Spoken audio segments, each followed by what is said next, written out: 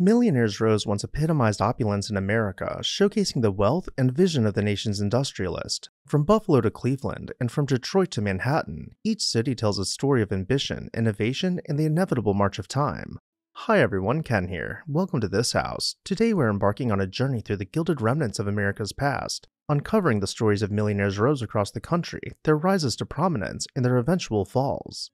Before we delve into the specific stories of these grand neighborhoods, it's important to understand how millionaires' rows came to be and why they played such a pivotal role in shaping the American landscape.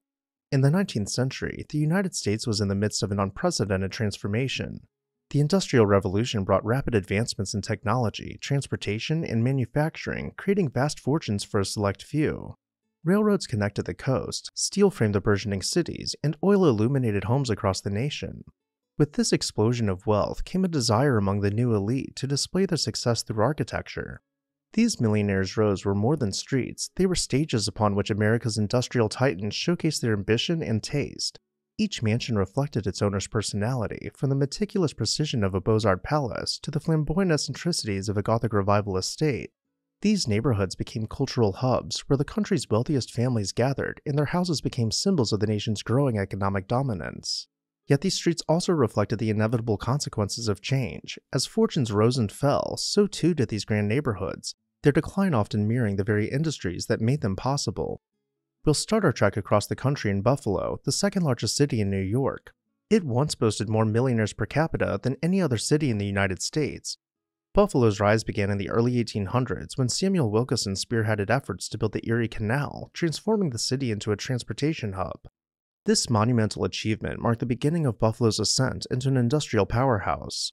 By the mid-19th century, Buffalo's economy boomed, attracting industrial magnates, European immigrants seeking opportunity, and runaways following the Underground Railroad. As the wealth flowed in, Delaware Avenue transformed into Millionaires' Row, where the city's elite commissioned grand palatial homes. George Williams, a prominent banker, hired the renowned architect Stanford White to design a 40-room mansion that boasted intricate woodwork and grand entertaining spaces. His brother Charles Williams, not to be outdone, also hired Stanford White to design a Palladian-style mansion. While equally impressive, this house faced misfortune, including a devastating fire that destroyed much of its ornate woodwork. One of the most architecturally significant homes on Delaware Avenue was the Gratwick House, designed by Henry Hobson Richardson. This Richardsonian Romanesque masterpiece combined massive stone construction with delicate interior details. Tragically, like many other homes from this era, it was lost to time and urban development. However, not all was lost. Grace Knox's 48,000 square foot Beaux-Arts mansion remains a monument to the grandeur of Buffalo's Gilded Age. Designed by C.P.H. Gilbert, the house featured lavish interiors and intricate architectural detailing. Today it has been adaptively reused as a commercial property, preserving its historical significance. At its height, Delaware Avenue was home to over 60 millionaires, making it the wealthiest neighborhood in the country per capita. Though some mansions were demolished, others found new purposes as commercial or institutional spaces, offering a glimpse into the city's illustrious past.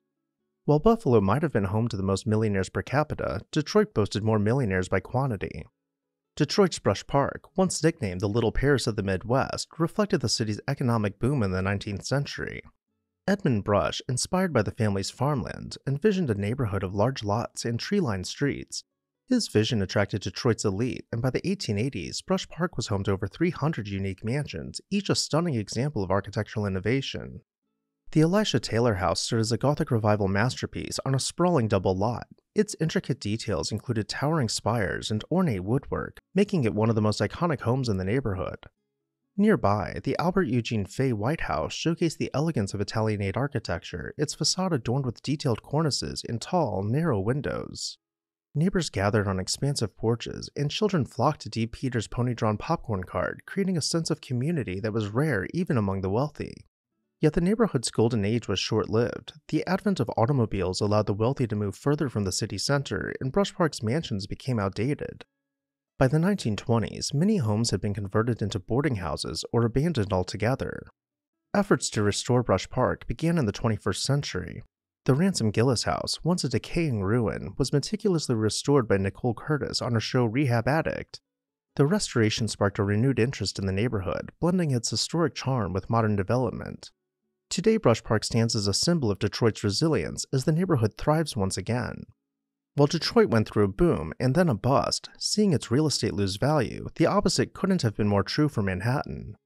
When we think of Manhattan's Fifth Avenue, towering glass skyscrapers come to mind, but it was once lined with the palatial homes of America's elite. The Astor family set the tone for opulence, with Mrs. Astor's grand ballroom accommodating 400 guests. Later, her family expanded into an even grander mansion, complete with a ballroom capable of hosting 1,200 guests. This is where New York's old money gathered for the most exclusive events. But holding high society by the collar was not enough to keep the nouveau riche from attaining great wealth and gaining a lead on the old money families. The Vanderbilt family's influence dominated Fifth Avenue. William K. Vanderbilt's Petit Chateau broke barriers for new money families entering high society. Meanwhile, Vanderbilt's Triple Palace served as a monument to wealth, where his entire family could live in a cluster of mansions under one unified facade. Among its many grand rooms was the art gallery, which Mr. Vanderbilt graciously opened to the public until unruly visitors forced its closure. Not to be outdone, Cornelius Vanderbilt II built the largest mansion ever constructed in Manhattan. This chateauesque behemoth consumed an entire city block and had a ballroom so large that you could reportedly fit several of Mrs. Astor's ballrooms inside of it. As the 1800s turned over to the 1900s, this race to outbuild one another only accelerated. William A. Clark spent 14 years building his 9-story Beaux-Arts mansion for the modern-day equivalent of nearly $270 million. The interior was clad in marble with gilded paneling found throughout. He had everything from an indoor pool to a private underground train, luxuries that New Yorkers today could only dream of. Unfortunately, it only stood for about 16 years. As land values soared, developers replaced these mansions with skyscrapers, leaving few remnants of this Gilded Era. However, some treasures survived, including the Frick Collection and the Cooper Hewitt Museum, preserving a fragment of Fifth Avenue's storied past. But that isn't the end of Manhattan's story. Nearby, Riverside Drive, envisioned by Frederick Law Olmsted, became a scenic escape for Manhattan's wealthy. Charles Schwab's 75-room mansion was so modern it included air conditioning, elevators, and a private power plant, innovations unheard of in the early 20th century. Grand estates popped up all along the river, including Paterno's Castle, with stone towers rising above the surrounding landscape. And speaking of the landscape, Tryon Hall was built by C.K.G. Billings, one of Manhattan's most eccentric millionaires, on the island's highest natural point.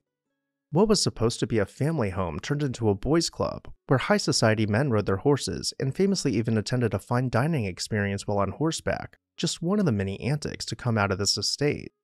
However, economic downturns and shifting priorities, along with a few fires, led to the demolition of many riverside mansions. Today, places like Fort Tryon Park hint at the area's former splendor, while apartment complexes dominate the skyline. And yet, for as crowded as Manhattan was, Pittsburgh, the city of steel, once boasted more millionaires than New York City.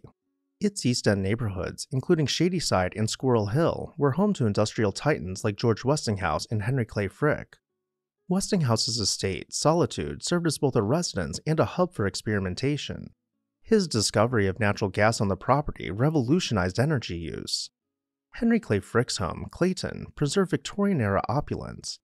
After his passing, his daughter Helen meticulously maintained the house, covering furniture and art with dust covers and performing routine repairs.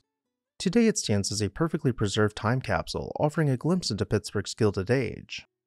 The Mellon brothers built sprawling estates that supported Pittsburgh's cultural institutions, including the University of Pittsburgh and the Carnegie Mellon University. However, the Great Depression wiped out much of the city's wealth, and many mansions were demolished.